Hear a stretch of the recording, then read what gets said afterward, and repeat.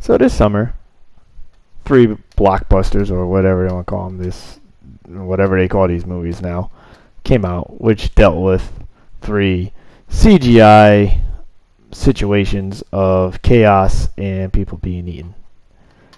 Megalodon, or Meg, Rampage, and Jurassic Park 5, whatever they call it now. And I wanted to compare each one. I made a list of categories because they were all interesting. They all gave me what I wanted. I wanted destruction and chaos, and I got what I want, and I got it. So I wanted to make a nice little list here, a nice little set of categories, and compare each one to the $2 and see which one came out the best. Alright, plot. Nobody's winning this one because all three plots are stupid. This one's based on a video game. This one is the fourth sequel from a book. And this one's based on a book that wants me to believe that there are megalodons from millions of years ago still lurking around in our ocean. So yeah, there's no story in all three of these movies. There is something there to get you to the third act, which is usually the action sequence. But the loser is Jurassic Park because it was just utterly more stupid than the other two.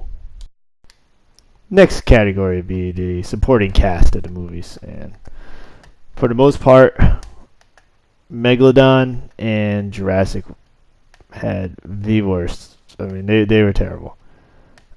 I gotta go with the loser as Megalodon, though, because I did not care if any of them died in that movie. In fact, I wanted them to die. I was hoping that there would be some deaths in their supporting cast.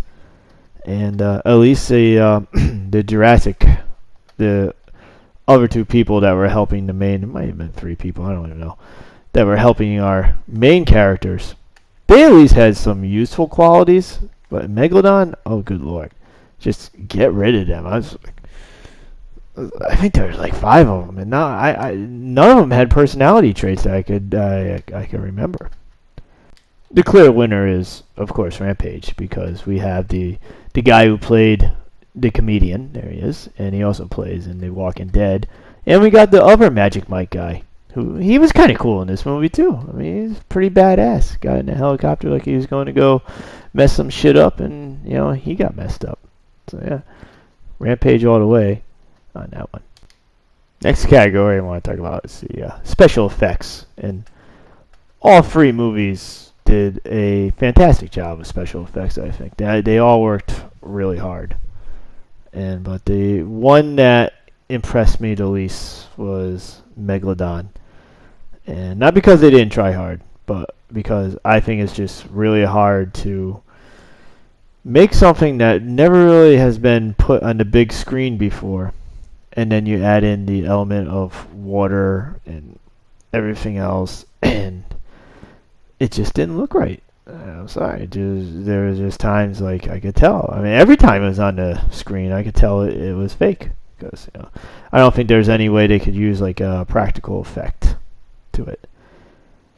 And then next was, I mean, both Rampage and Jurassic have outstanding CGI, I think, but Rampage got a little ambitious. I mean, destroying the city, you got the monsters like jumping up and down and doing everything that a little boy's imagination could do. Those things did.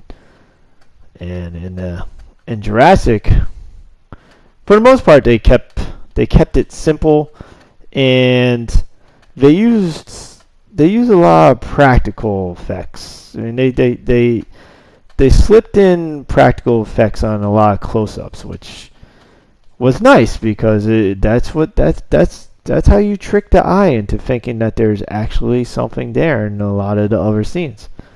So you put like something there that gives the actor something to act with, and I don't know, it just impresses me more. I don't know if it's because I'm older, but when I see like an actual object on the screen, because you can still tell. I mean, it's 2018. You can still tell when something's fake and when something's like handmade, even though and being animatronically moved around. So for me, Jurassic was the winner on this, and it was much improved from the last movie. The last movie I don't think had any practical effects at all. And this one, especially the Super Raptor, a lot of close-ups. especially when it's in the cage and it's eating the hunter guy. It was very impressive. It looked real. It looked pretty real to me. So for me, yes, the special effects goes to Lost Kingdom or whatever they're calling it. I think it's called Lost Kingdom. All right, the next topic I have here is villains, and all three movies had terrible villains. And to make a good movie, you need a good villain. But the worst was Jurassic. Oh my God, these villains came from like a 1990s movie.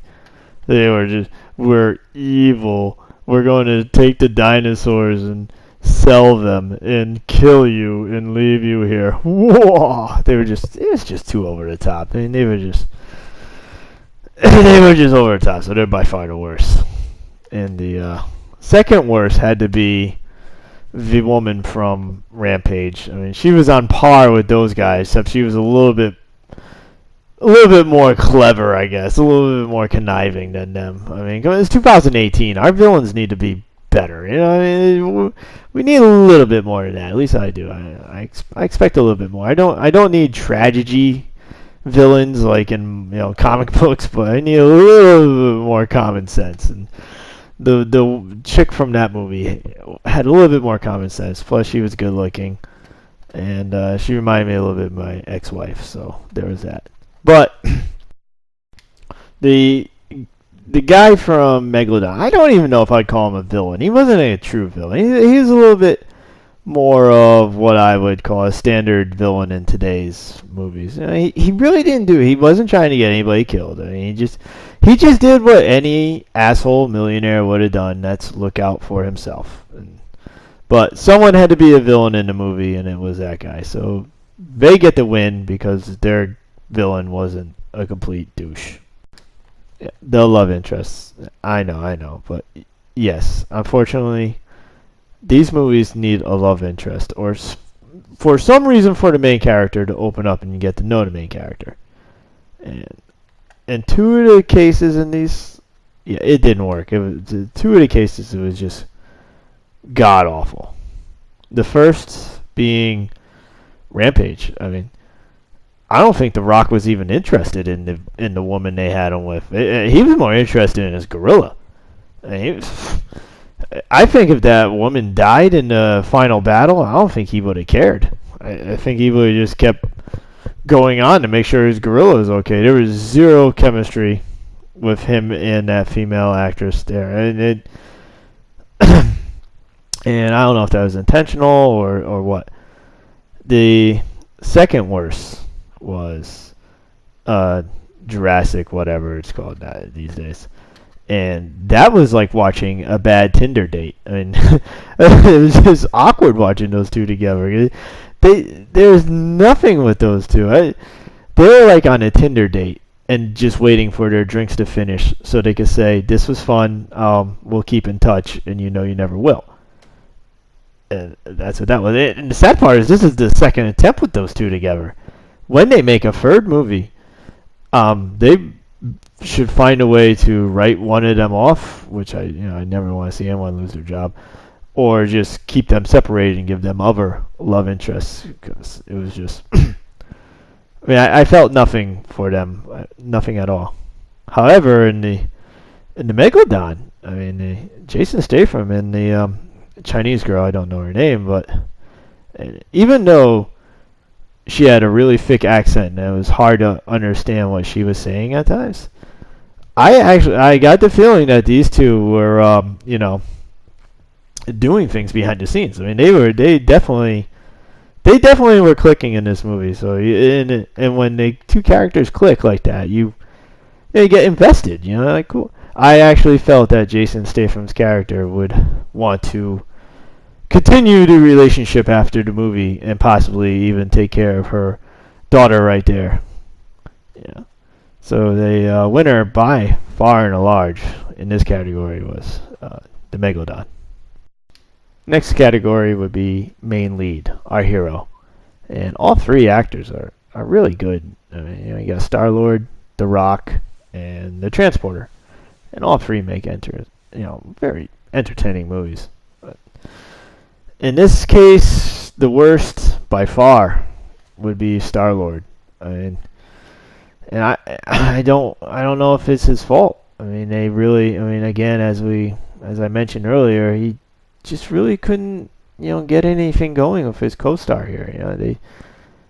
There's just really nothing going on. The only co-star that he actually has something going with is his little cartoon raptor, which was knocked out during most of this movie. So there's really nothing for him to do in this movie. He's kind of pretty much sleepwalking. They could have made this movie without Chris Pratt, and it would have been fine. It would have been no different. He really didn't bring much to the table. I just don't think they really had much for him to do. Now, the second would be, I mean, how do I choose? You got The Rock and Jason Statham. There's a whole Fast and Furious movie of them trying to outdo each other. I mean, these are two man's men. And if I could, it's such a hard decision, but I'm going to have to go with The Rock as being the second worst. Because Jason Statham, he knew he was in a giant monster movie. And his character never changed from that. His character never seemed like he was taking it ultra serious, but never was being goofy either. I mean, just when he was in that submarine and the lady's like, "There's something down here," and he's like, "It's a megalodon." He never broke from that. He was just always in that little, that zone right there of, I'm the man, but I'm not taking this too seriously. The Rock, on the other hand, I mean, he would go back and forth from I'm in a monster movie to I'm in this like drama where my pet's being, locked up, and I'm in this like FEMA movie or something. He kept going back and forth a little bit. It kind of jarred me a little. It kind of turned me off a little bit. And another thing with The Rock too is The Rock is. I mean, I think we're being a little saturated with The Rock. He's coming out of a movie every 3 or 4 movies a year, it feels like. And when you're asking a guy like him, who's never really was a traditional actor, to play 3 or 4 different people a year, you kind of get used to like what you expect when you see him. So, and here you just got the traditional, Rock performance, and he wasn't very comedic. I mean, there was like 1 or 2 comedic times. Not knocking it. I mean, he's a lot better than I mean, I'm not saying he's like Shia LaBeouf from Transformers. He's far, far, far, far from that, but. In the case of Statham's character, Statham's character is way more engaging than The Rock was in Rampage. So, Jason Statham, I mean, that's a duo right there. The love interest and Jason Statham from the Meg win both these 2 categories. Now for the last category, and by far not the least, the action in these movies, because that's what we wanted, right? We wanted action. That's why we went to go see these 3 movies. We wanted to see action. And the worst was by far Jurassic. I mean, not that Jurassic didn't give action, but I think the problem that Jurassic had was it climaxed in the first couple of minutes of the movie.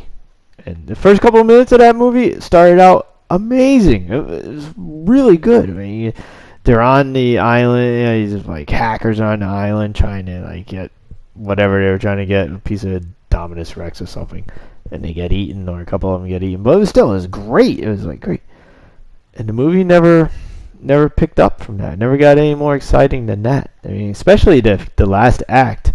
The last act of the movie was like very similar to the last act of the first movie, and believe me, but the difference was it left me knowing that they might as well just put "to be continued" at the end of the movie. I mean, they pretty much did. I mean, it just stunk. It was a bunch of people hiding from a raptor, just like in the first movie, and there wasn't even really an exciting dinosaur fight at the end. I mean, it was just like the raptor versus super raptor lasted 15 seconds.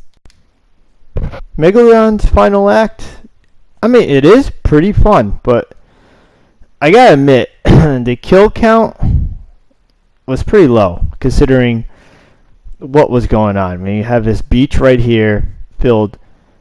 I don't know. It's gotta be hundreds of people in the water. And look at them all. I swear, this gigantic shark probably only gets about 15, maximum 20 of them. So I was a little disappointed. There's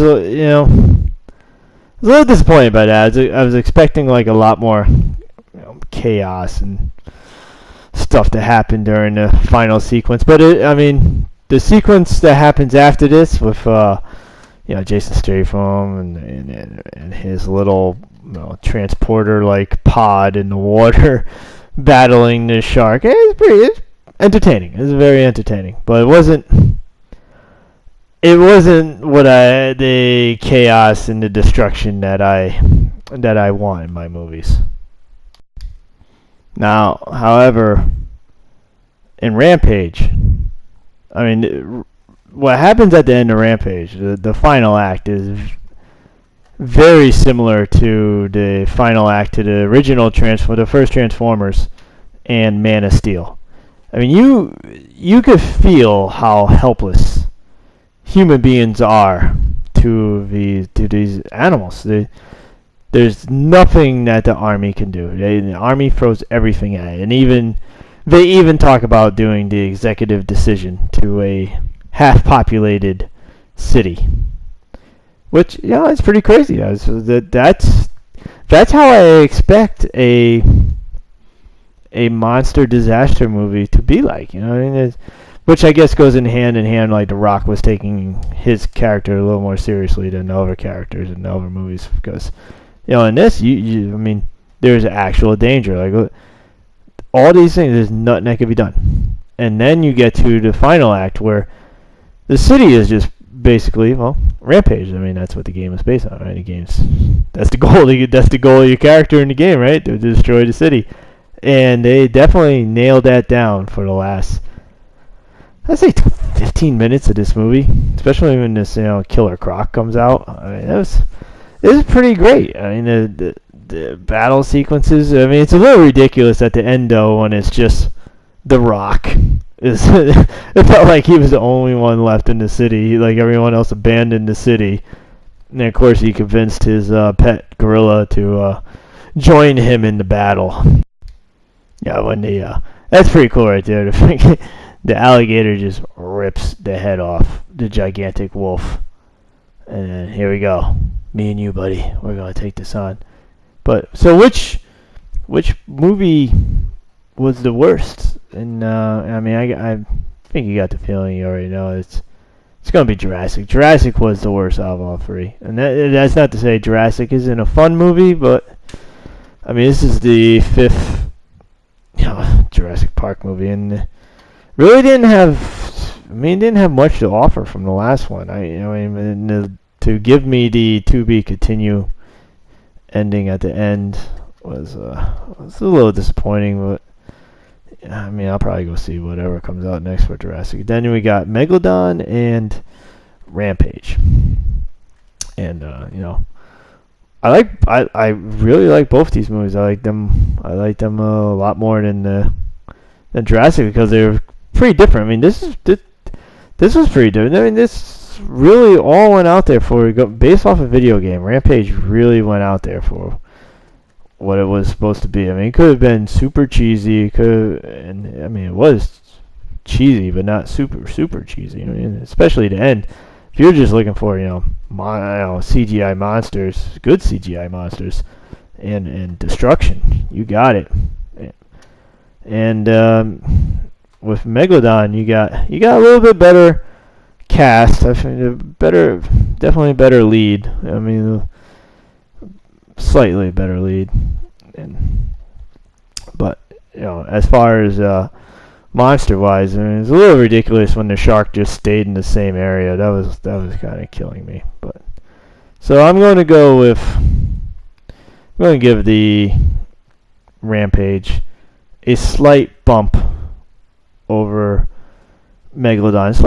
All three movies are fun, but if you're looking for the best one, I would go with Rampage first, then followed marginally, slightly by the Megalodon, and then Jurassic, just for what the hell. Let me see where this, because you're basically watching this Jurassic to see where the series is going, because there's going to be more. Well, if you enjoyed this, let me know, and I'll do more movie reviews.